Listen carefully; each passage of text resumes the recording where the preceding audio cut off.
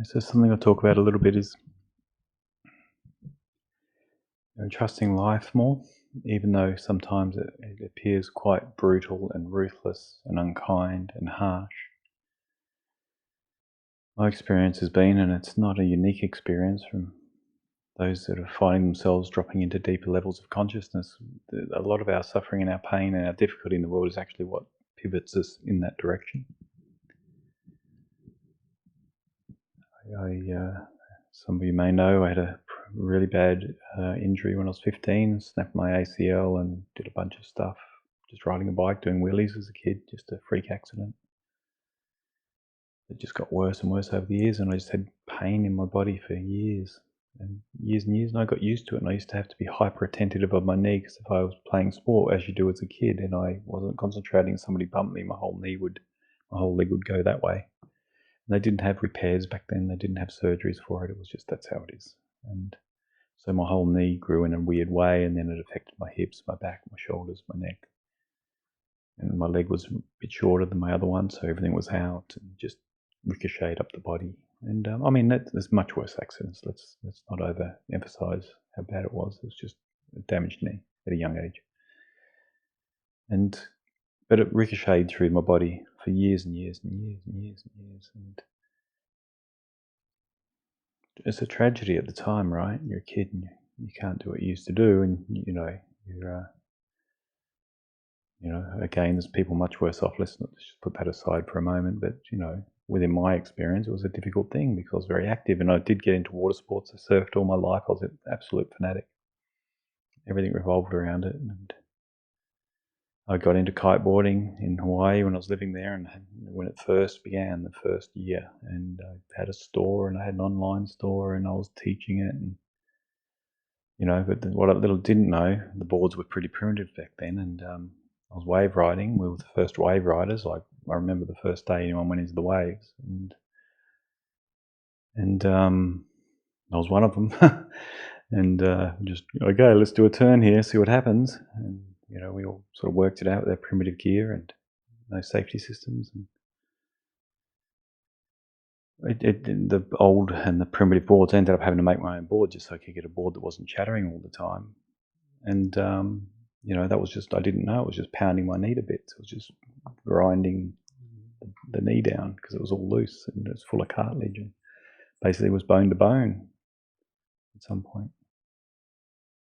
And so one day I went to the surgeon in Hawaii, and I was 33, I think. And he says, this is the worst knee for your age I've ever seen. All he did was knees since I've ever seen. It's really bad. You need to stop everything right now. And just walking with soft shoes, never jogging, never running, just stop everything. Because you're only going to get 2 chances. We can do 2 surgeries, and then that's it, because they've got to drill your bone out, and they only get 2 shots at it. So, and each one lasts 10 to 15 years. You're too young, you're going to have no knee when you're older. Not good news, right? I owned a water sports store. I was teaching. It was my life. I loved it. I'd be the first in the water. I'd get a few and then come in, and I was taking calls on the beach, making a living. And it was brilliant. And living in the tropics in Hawaii, it was awesome. And had the beautiful wife, had the beautiful daughter, had it all. And then rug got pulled all over. Depression, just ruined me.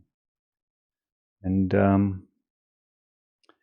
tragedy, right? It sounds terrible, doesn't it? But in my view now, in the rear vision mirror, is like the best thing that ever happened.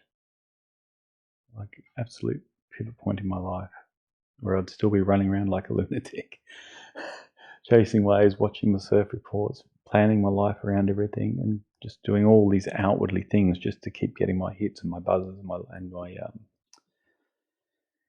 my lifts, let's say, yeah, my lifts, and then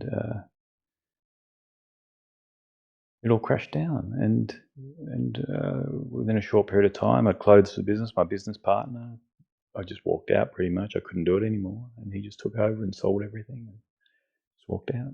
And we came back to Australia in 2005, and difficult times. But as I say, in the review mirror, that was like, okay, well, I can't do that now. What can I do? And you know, I built a house and did all these different things and just took care of them as best I could and got by and lived life as you do. And then at some point, the next tragedy, there was a realization I came to at some point that there was a real turning point, kind of a dark point, where all the interactions I was having with a lot of people in the world and some of my close friends and family, I realized no one was listening. And everybody wanted to heard, but nobody was actually truly listening. And everybody was just waiting for a gap to speak. And there was very few people actually really listening. And I was one of them. And it was just shattering to me. I was just shattered. I was going, oh my God, all I care about is whether people are listening to me or not. And that's all it seems that most people are doing as well. And it was just, well, I don't see the point. So I reclused, I retreated. I just didn't do the social environments anymore. And it was a kind of a recalibration time and an inward time. And that went on for a while. And then one day I met a person, a friend of mine, who was living at one end of my house. His girlfriend came along and told me about, and I was looking at going deeper, and I was in the Mexican tradition of the Toltec tradition. I'd been studying that for a while. I've skipped a lot here, but in Hawaii I discovered Carlos Castaneda's book about Don Juan Matus. And it was like a gravity had picked me up. I'd hit a gravity field, like a beautiful gravity field. It was just this weird thing was happening, and I couldn't, reading it was just almost like I was vibrating. So I was really attracted to that, and my partner at the time was right into it as well. So we were just into it and conversing on that. And they were just basically, later I found out I didn't understand all that properly yet, but they were an awakening system. Although I'd read Buddhism stuff and Dalai Lama stuff, I didn't realize this was an awakening system. I was just blown away by it. Then once I interpreted all that languaging, it was an awakening system, and I was just dove deep into it for probably, I don't know, 5 to 8 years. Just that's all I listened to. All music was gone, everything. Just Don Juan specifically, not Castaneda's storytelling, just Don Juan's teachings, and became obsessed with it. And they're real world teachings. They're teachings of how to reconfigure your system for the deepest truth possible while going about your daily activities, instead of sitting at home at night or getting up in the morning and stretching or whatever you're doing. It's just an ongoing process that you ease into over time. And you develop, it's a skill set. It's a reprogramming, you might say, as in, instead of dysfunctional thought and worry and all the rest of it, you're just mindfulness, basically, if you wanted to simplify it.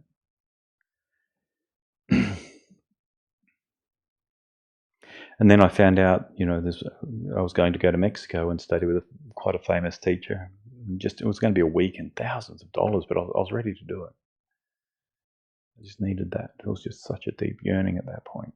And then I found out there was other teachers around that are awakening. Oh my God. And I found one and started studying under them. That's when the game just completely changed again. And on it went, and I realized, if I don't have a teacher with me, what I'm doing is I'm reading the texts of all these great masters, but they're going through my filters. So I'm interpreting these dead words my way. And that was quite a discovery too. Oh my God, if I keep reading this, I'm going to actually start building inventory again and start crowding the house again. I'm going to be locked in again in a different way, spiritually. So I realized I need to actually see these through absolutely no filters. How do you do that? You do that with the teacher. It's already where you're trying to go. They're at the beach. Let's call it Paradise Beach, can we? They're there, they live there, and they've come back into the jungle through the trails and up and down and dodged the swamps and gone over the bridges, and they know where all the crocodiles are and the quicksand is and all the rest of it, and they've come back and they're grabbing you and they're saying, come this way. They take you down the trail and they get you to that beach. Instead of trying to read a map that's in Hebrew, written 2,000 years ago in a different time, and all the terrain's changed. They're here now doing it, and they've done it in the modern world. Or, even some of the old true texts, they're still hard to navigate because of the languaging, the language they were written in.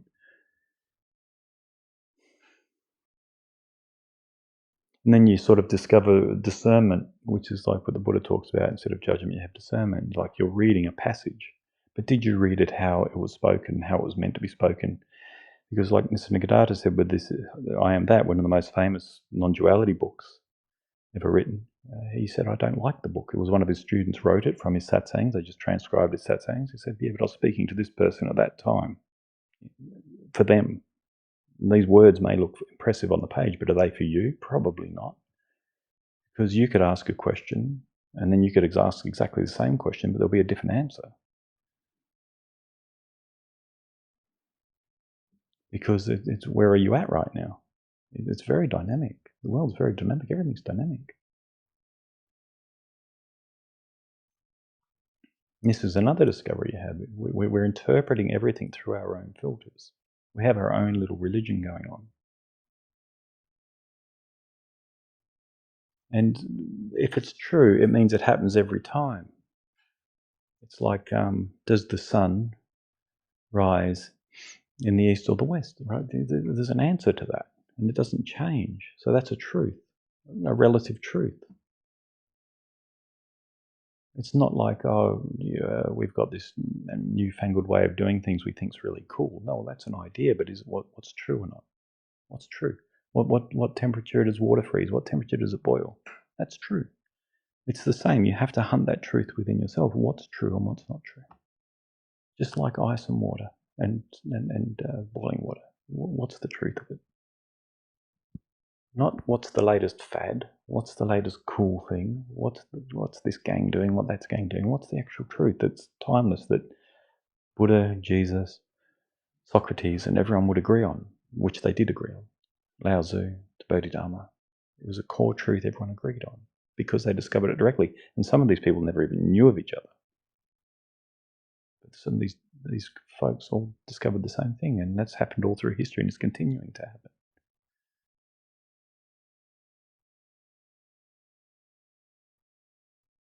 But because, like me, went before I hurt my knee, which turned me inward, or further inward, I should say, because it was already, that was arising. Before, I forgot where I was going. What did I say just before that?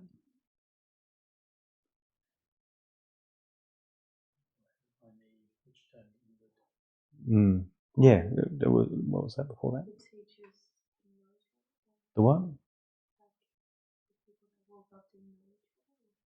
Yeah, no. Yes, thank you.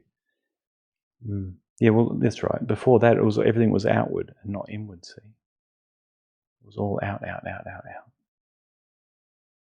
then through that, I went in, and what you discover is, oh my God, that's the finite.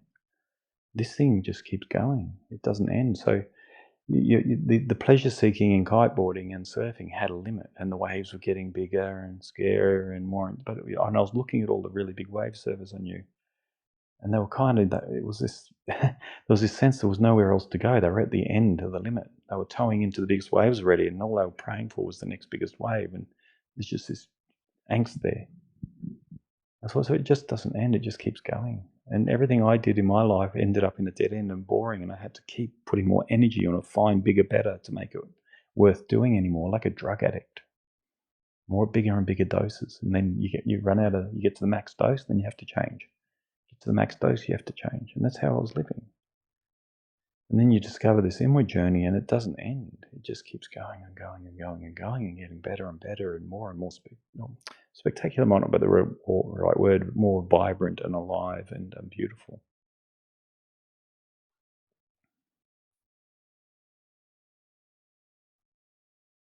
And so that was it. That's what it was like. What's the truth? And the truth is just this inward gaze that just keeps still, and everything reveals itself. And life is actually your assistant if you let it be. And it may not appear to be your assistant, but it is. And that's the discovery in the mirror too. Oh my God, if that hadn't happened, that wouldn't happen, that wouldn't happen, that wouldn't happen, I wouldn't be here now and living a life that is something I never expected to happen. My wildest dreams. And that was actually included the dissolution or the dissolving of the fraudulent I thought I was. So the eye couldn't have imagined it. It wasn't possible. And what I thought it was and what I read, well, it wasn't. When I got there, it was very different. And I've heard this over and over. Oh, it's a lot simpler. And it's different to what I thought it was, because your mind cannot perceive it. So I can only keep pointing. Anyone teaching or trying to share this, what you are under everything, can only point. Just like I can, as you would say, I can describe sugar with 1,000 words, 10,000 words, but you won't know it until you taste it. It's like that.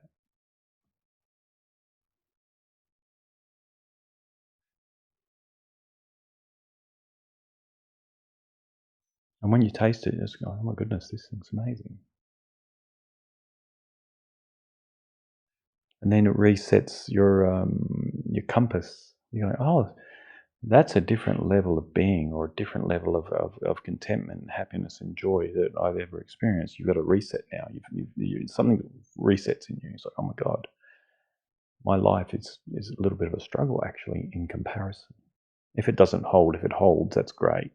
But quite often it doesn't. Usually it doesn't. So we drop back into our identified existence with all its trials and tribulations and dramas. But for some it holds. But then you know, now you have a polarity, now you know where you are now and what you've experienced, and then now you've got a problem. You've got the best problem in the world anyone can have.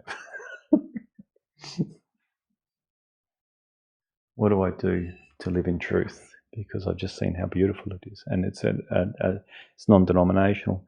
It's existential truth. It's universal truth because it doesn't vary. It's discovering that under it all. So a beautiful way, as I've expressed it before, the Toltec system. Let's say it's infinity. This is the active side of infinity, this interaction, and all of our interactions, all of our relationship, black, white, tall, short, hello, goodbye, everything is in the tonal or the active side of infinity. And this is the discovering of the inactive side of infinity, which the active side relies on for it to even exist in the first place. There's none of this without that. But this is just the animation of that, or Shiva dancing, or emptiness dancing, however you want to frame it. Whatever words you want to frame it with. This is what this is. This is the dance of emptiness. All the fullness is in the emptiness, and the emptiness is the power source.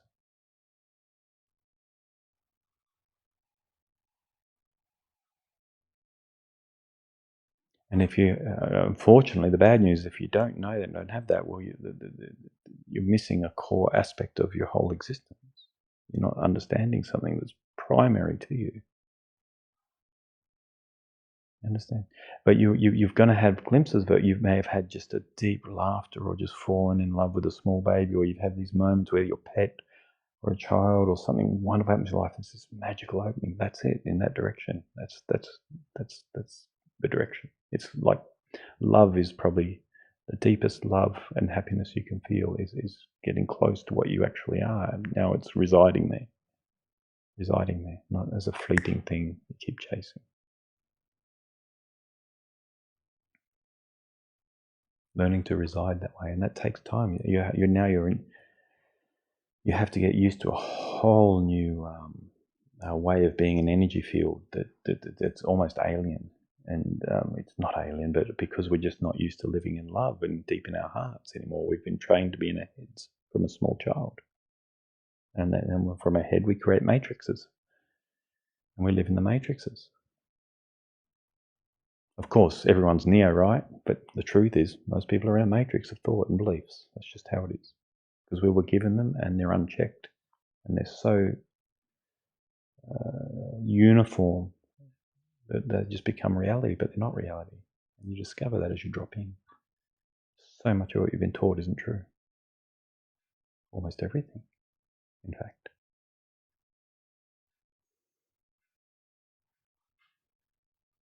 At best, it's relative truths. So that, I've covered about 18 topics in that thing. So I can sprout off in every direction, but I'm just going to leave it there and hopefully it landed. It's just like, do I? No. So let's just pull it back in now and see what you guys have got going on, huh? But the core message, just to wrap it up, is, life's a bee sometimes, but it's actually your friend all the time. Are you paying attention? Are you paying attention? Are you trying to see what's going on? Are you really listening? Right?